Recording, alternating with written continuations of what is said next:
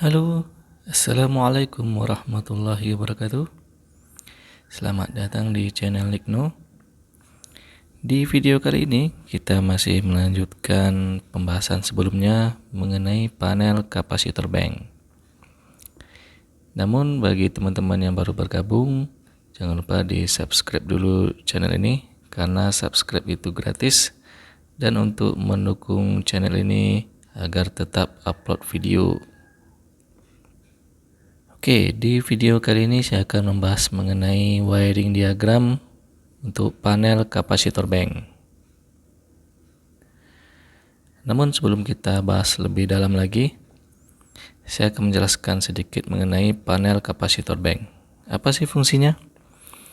Jadi panel kapasitor bank ini fungsinya adalah untuk menstabilkan Kospi, di mana Kospi ini adalah perbandingan sudut antara tegangan dan arus, di mana nilai Kospi terbaik yaitu nilai 1.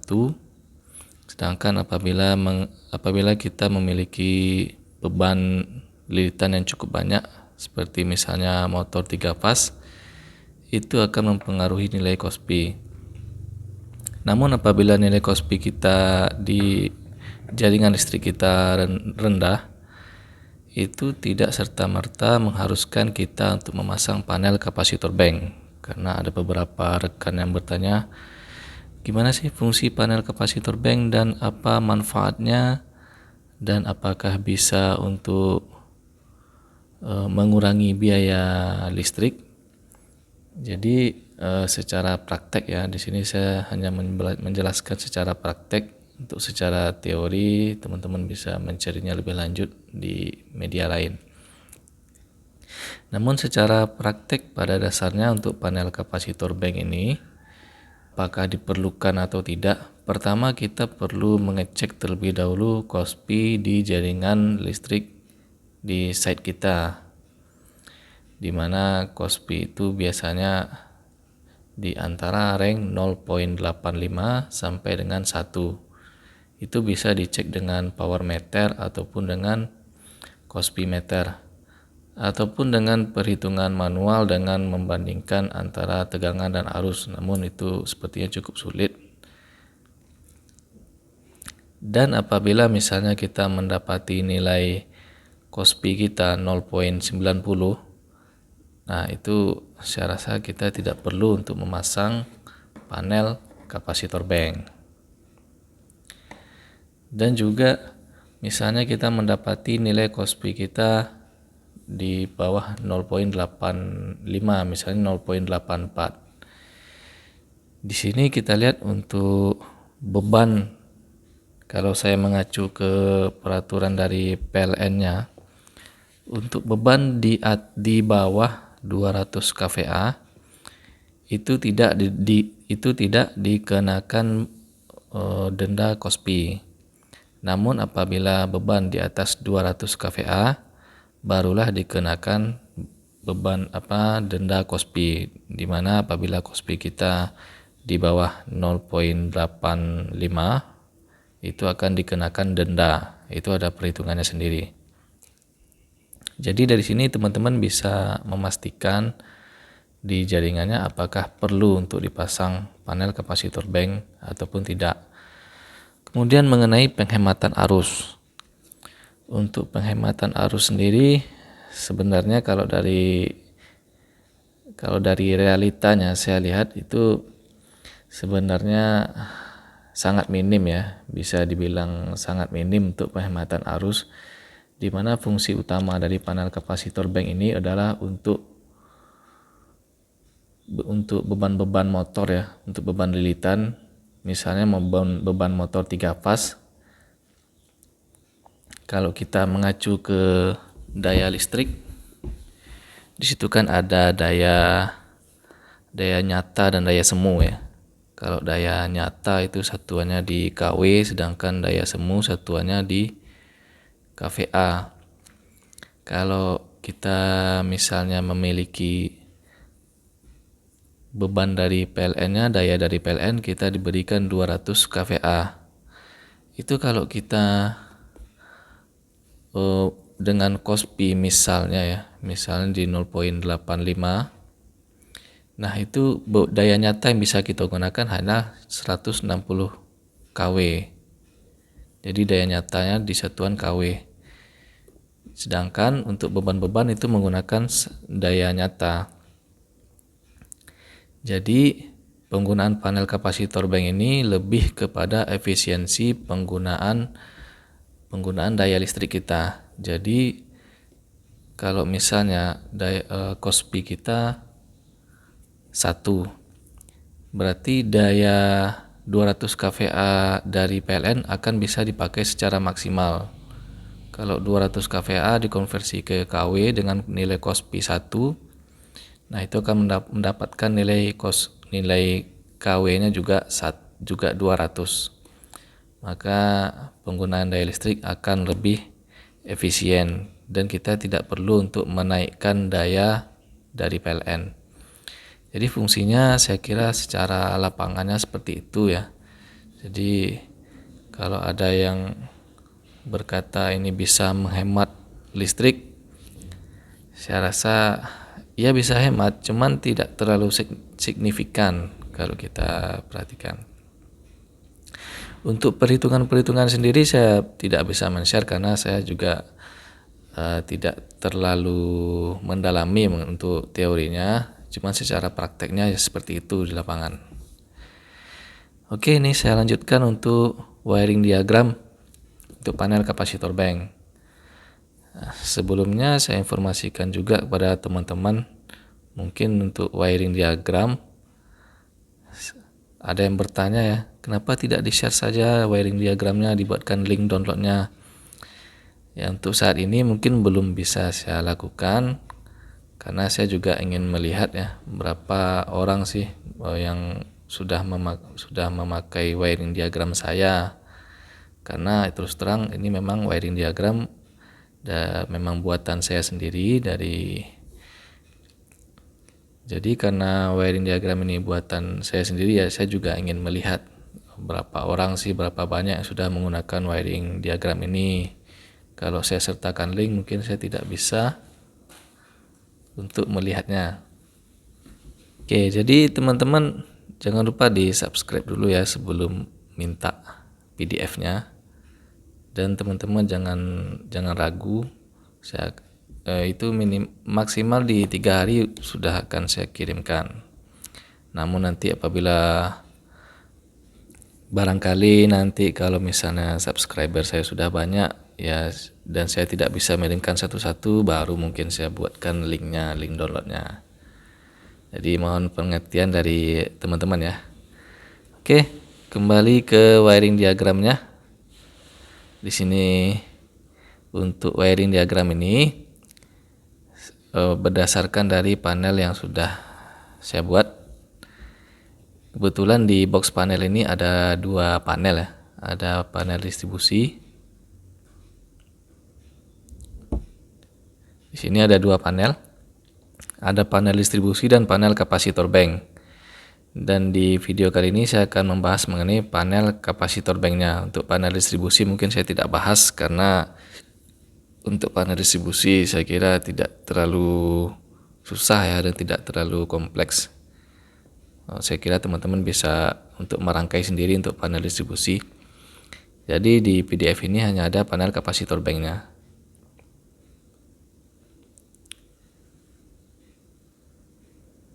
Nah, jadi di sini kita lihat untuk material-material untuk panel kapasitor bank ini. Yang pertama, kita lihat ini adalah MCB. Yang pertama ini MCB 2 ampere. Di sini ada juga referensi wiringnya di halaman 2 kolom C6. Jadi teman-teman yang sudah mendownload PDF saya pasti sudah tahu ya cara membaca wiring diagram ini. Kemudian untuk posisinya ada di sini. Jadi untuk panel kapasitor bank ada di bawah ya. Untuk panel kapasitor bank ada di bawah. Kemudian panel di atas itu adalah panel MDP. Jadi ini kita fokus ke panel yang di bawah posisinya, yaitunya panel kapasitor bank. Jadi nomor 1 adalah Yang ini jadi bisa dilihat, ini nomor 1 berarti komponennya adalah yang ini, MCB. Kemudian kita lanjut untuk nomor 2. Nomor 2 ini ada MCCB. MCCB ini kita gunakan sebagai kontak utama yang menghubungkan antara kapasitor bank dengan jaringan listrik kita. Di sini saya menggunakan dengan merek Schneider EZC100F dengan ukuran 400 ampere. Kemudian di referensi wiringnya di page 4 di kolom B5. Kemudian untuk komponen ketiga, kontaktor kapasitor. Kontaktor kapasitor ini adalah kontaktor khusus memang untuk kapasitor. Jadi itu karena jadi memang khusus kontaktor kapasitor, ada berbeda dengan kontaktor biasa. Jadi ada tambahannya seperti video yang pernah saya review sebelumnya.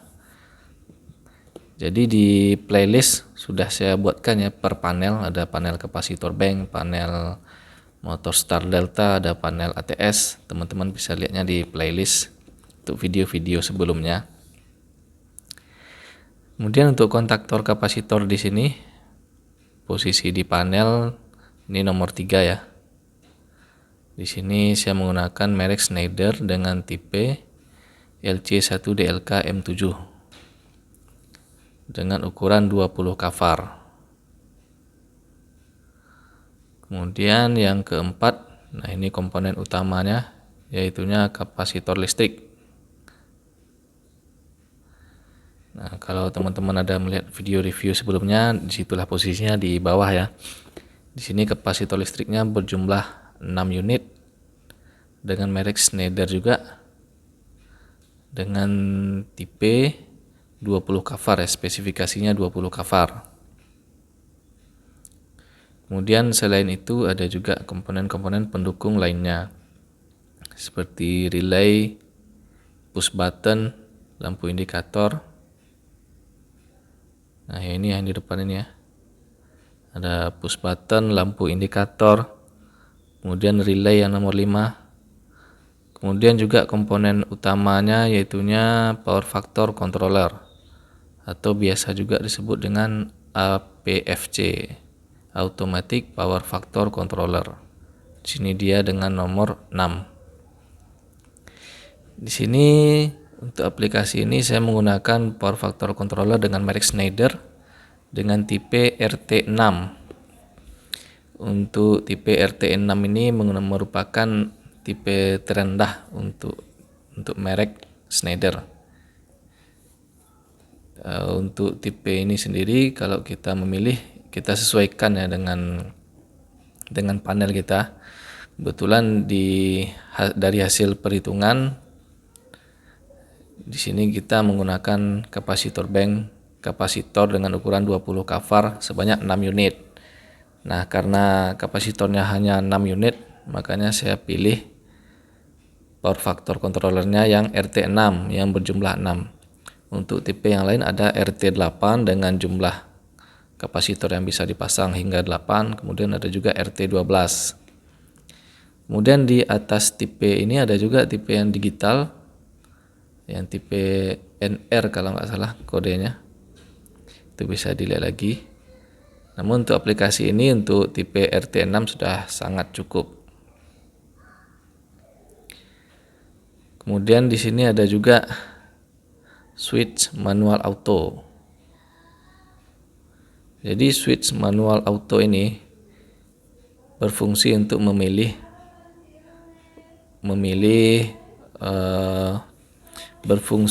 memilih kerja panel kapasitor bank ini.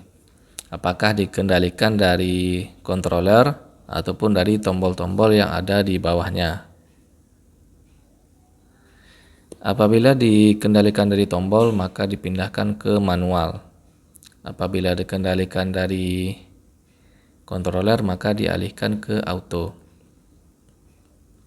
Namun ini tergantung user ya. karena untuk pengaturan manual biasanya juga jarang digunakan. Biasanya kalau panel kapasitor bank ya otomatis menyesuaikan dengan keadaan KOSPI pada saat itu. Kalau dioperasikan secara manual, otomatis harus ada operator yang standby untuk mengoperasikannya. Jadi sebenarnya untuk pemilihan manual tidak terlalu diperlukan, namun ini tergantung kepada usernya masing-masing. Oke, kita lanjutkan ke wiring diagramnya.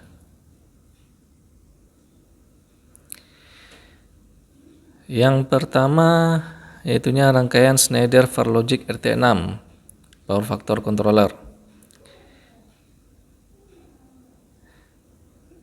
Di sini saya harapkan teman-teman sudah menonton video saya sebelumnya ya. Jadi silakan dibuka di playlist panel kapasitor bank agar materinya nyambung dan tidak lompat-lompat. Di sini untuk power factor Schneider ini, yang pertama di pin di atasnya, di sini ada pin common, kemudian 1 sampai 6. Pin common kemudian 1 sampai 6. Pin 1 sampai 6 ini terhubung langsung ke kontaktor kapasitor ya. Di sini sudah saya buatkan mengacu ke pack 3 di kolom A5. Jadi pin ini tersambung ke patch 3 kolom A5.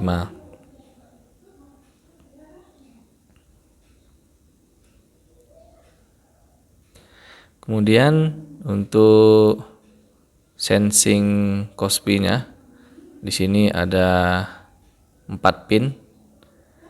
Pertama 0 volt, kemudian 400 volt, kemudian S1 dan S2. Yang pin 0 volt, kemudian yang pin 0 volt itu kita sambungkan ke fasa T.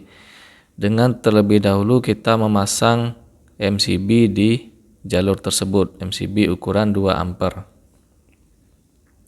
Kemudian yang pin 400 volt kita hubungkan ke fasa S.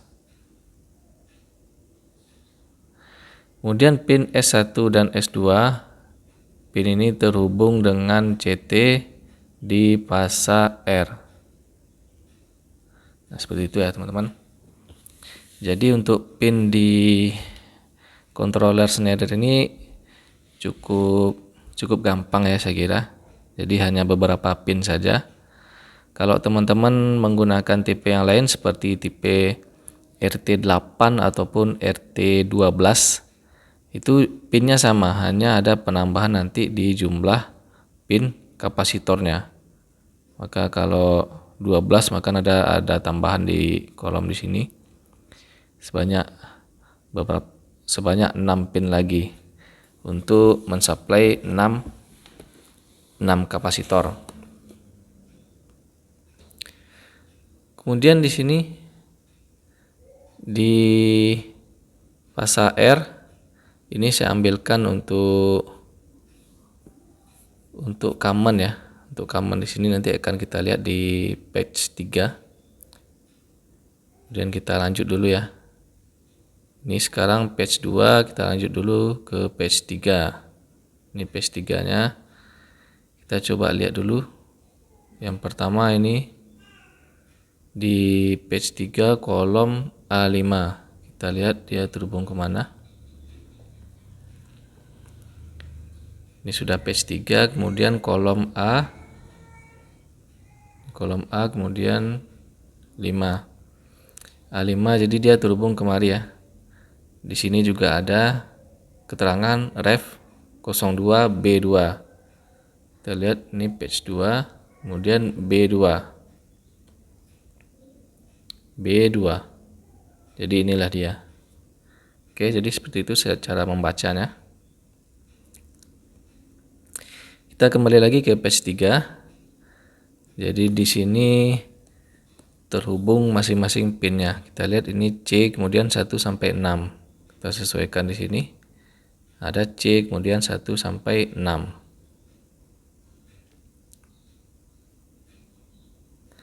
Di sini kita lihat, saya contohkan untuk satu kapasitor saja ya, karena yang lain akan sama. Untuk kapasitor yang nomor 1, ini terhubung, ini kontaktornya untuk kontaktor kapasitor nomor 1. Jadi di page ini adalah untuk wiring diagram untuk kontrolnya ya, untuk kontrol auto manualnya.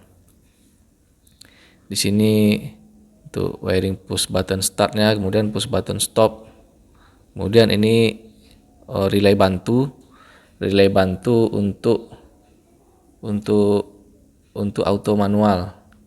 Kita lihat untuk rangkaian auto manualnya ada di sini. Nah, ini dia untuk selektor auto manual. Untuk selektor auto manual, kalau di sini kita mengatur tegangannya kemana ya. Jadi kita hubungkan lagi, di sini ada ref 02D8, itunya dia terhubung ke pin di sini. Nah, ini dia terhubung kemari. Jadi ini adalah dari pasa R dan netral. Kita lihat ini pasa R dan netral. Di sini apabila kontak selektornya diarahkan ke pin 02, maka tegangan dari pasa R tadi akan masuk ke pin common. Nah, disinilah baru bisa untuk mengaktifkan kontaktor kapasitornya. Kemudian di relay bantu ini kita perlukan untuk dapat memilih antara manual dan auto. Di sini ada 3 relay bantu ya. Ini dia satu relay dengan kode CR1. Jadi yang CR1 ini dia adalah satu relay LY2. Di situ ada 2 kontak. Jadi di sini total ada 3 relay. Nah, seperti itu. Jadi untuk relay bantu ini sendiri, untuk kontak autonya, untuk kontak auto dari relay bantu ini, dari pin 021 kita menggunakan pin normally close ya. Jadi normalnya pin auto akan terhubung secara normal. Di mana normal di sini maksudnya adalah pin di mana normal ini maksudnya adalah relaynya tidak mendapatkan tegangan. Namun apabila relay mendapatkan tegangan, maka relay akan berpindah posisi dari pin 2. Jadi relay akan berpindah posisi di sini dari pin 2 ini berpindah ke pin 4. Di mana pin 4 adalah pin manual yang dikendalikan melalui push button. Di sini juga ada pin 1314. Di sini pin 1314 ini adalah kontak bantu dari kontaktor ya. Kontak bantu dari kontaktor kapasitor. Kemudian untuk pemilihan di mode manual dengan pengendalian push button, kita perlu untuk mengalihkan selektor ke posisi manual. Jadi ketika selektornya kita alihkan ke posisi manual, maka akan masuk tegangan melalui jalur manual. Jadi tegangannya akan masuk di sini ya. Dan akan menyalakan relay. Jadi untuk coil dari relay yang 3 ini ada di sini. Jadi ketika selektornya dipindahkan ke manual, maka coil dari relay ini akan mendapatkan tegangan sehingga relaynya akan berpindah posisi. Maka dari itu akan terhubung ke kontak di bagian manual dan tegangan di bagian auto akan terputus. Jadi seperti itu untuk wiring untuk rangkaian kontrolnya, kontrol auto manual. Kemudian kita lanjutkan ke page selanjutnya. Di sini untuk rangkaian untuk panel kapasitor bank yang terhubung langsung dengan kapasitor. Jadi untuk rangkaian yang terhubung dengan kapasitor, yang pertama itu ada MCCB. MCCB ini terhubung langsung ke busbar, ke busbar kita. Kemudian setelah itu ada kontaktor kapasitor sebagai kontak pengendali untuk on off-nya kapasitor ini. Setelah itu baru dihubungkan langsung dengan kapasitornya yang berjumlah 6 unit.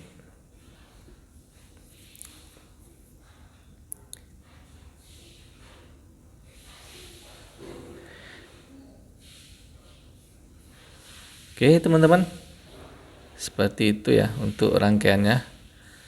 Insya Allah gampang ya, bisa dipahami. Tidak banyak, hanya ada tiga page di sini. Saya kira teman-teman insya Allah bisa memahaminya. Apabila masih ragu bisa ditanyakan di kolom komentar ya. Saya akan mencoba untuk menerangkan sebisa saya. Oke teman-teman, terima kasih ya sudah menonton video ini.